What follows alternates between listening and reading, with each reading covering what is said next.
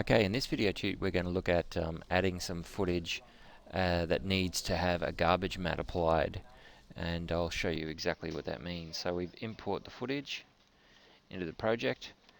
Now if we have a look at this footage, you'll notice that I'll just go fit. The actor's filmed against a green screen, but we didn't have a green screen big enough to basically cover the whole room. This happens very commonly when you're filming models or little spaceships. You don't have a green screen that's going to fill the whole room. So you just use a section large enough to cover the actor, and then you create a garbage mat. So the first thing we're going to do is we're going to apply a Primat, and there's our Primat Kia. Again, we click on these little black buttons to make it appear in the correct viewport.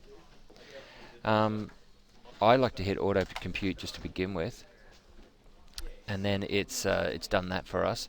If we zoom in on this, sometimes it's a bit clunky because I'm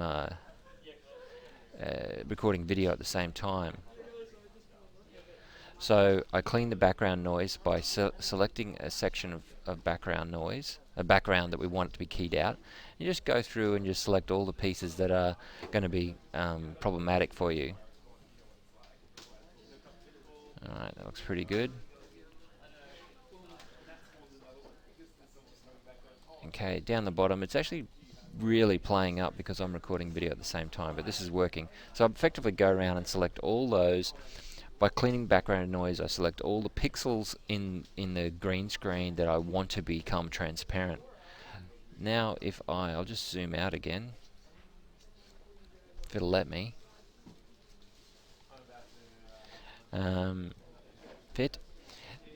You notice there's some more sections here that are no good, so I'll just go and get them now. And that's looking pretty good. There's some down here too. And now it's keying really well.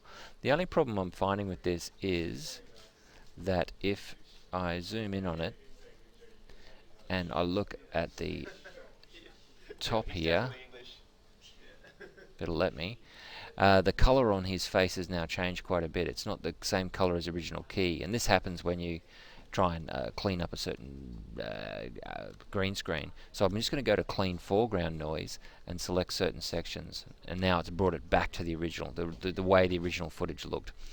So we've cleaned out the background key, we've cleaned up the foreground noise. There's lots of other settings here you can use.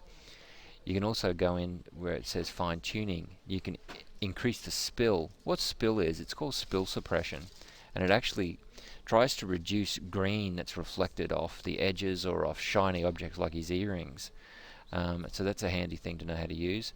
Also in here we can expand or contract the actual matte shape, which is very good if you want to get a much nicer edge on your matte shape. You can basically make it eat into the pixels or eat out. You can also blur it to give it a softer edge. So that's something you also want to play with as well, but that's not what we're really talking about today. I just had to turn a phone call off there. Now we're just going to come here and what we want to do now is we want to basically bring in our background. So let's find our background.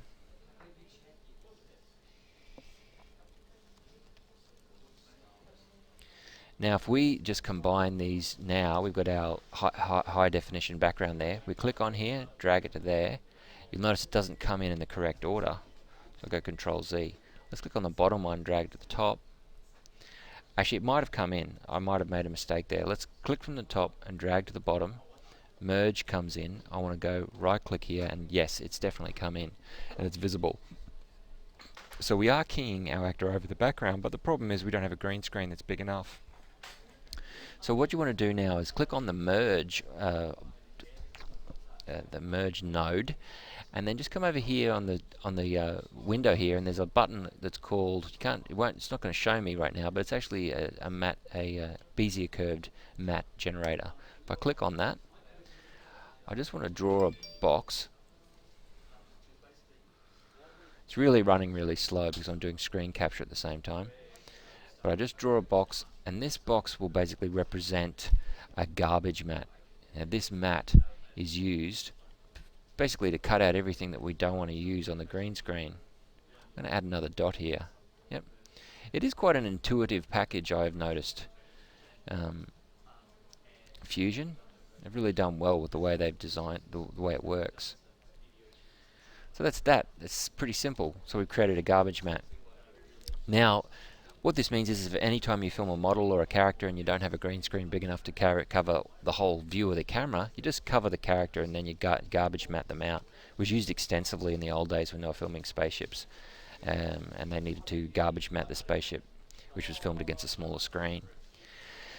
Okay, we've got our character there, and it's all looking good. We want to add one other thing. He doesn't really match the footage. It's quite a red, hellish sort of environment, and he's bright as anything. So we'd like to color correct this character.